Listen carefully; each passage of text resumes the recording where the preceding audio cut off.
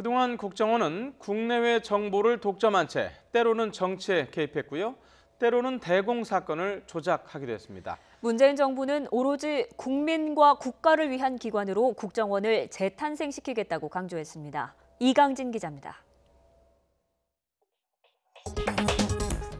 지난 2012년 국정원 직원이 당시 문재인 후보를 비방하는 댓글로 여론 조작을 벌인다는 의혹이 제기됐습니다.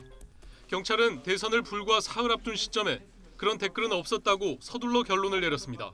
그 국정원 직원 아이디가 40개나 되는데 그 추적 조사도 하지 않고 수사 결과 발표했다는 거 아니겠습니까? 그러나 이후 댓글 공작은 혐의가 드러났고 원세훈 전 원장 등 국정원 간부들은 형무소에 갇혔습니다. 문재인 정부는 국정원이 권한을 악용해 정치에 개입한 대표적 사례로 댓글 사건을 지목했습니다. 그동안 숱하게 지적받은 대공수사에서도 손을 뗍니다.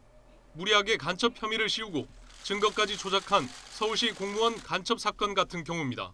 처음부터 모든 게 아니라고 다 사실대로 말씀드렸는데도 불구하고 3년 가까이 계속 재판을 이어가는 게 너무 힘들었습니다.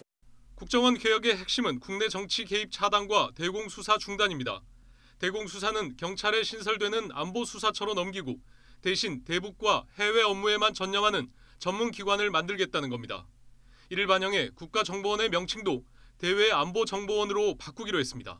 미국의 CIA처럼 말이죠. 오로지 정보만을 전담하는, 그래서 해외라든지 어떤 북한이라든지 이런 업무만을 할 수 있는 아주 고도의 그런 정보기관을 만들겠다는 뜻이 들어있고요. 특히 지금까지 국정원을 견제하는 기능이 없었던 것이 권력 남용으로 이어졌다고 보고 다양한 통제 장치도 마련합니다. 문제가 된 국정원 특수활동비는 감사원 감사를 받도록 하고 예산 집행 전반을 국회에 보고하도록 했습니다. 또 국정원의 업무 범위와 금지 조항을 법률로 명확히 규정해 국정원 고유의 역할에 충실하도록 할 방침입니다.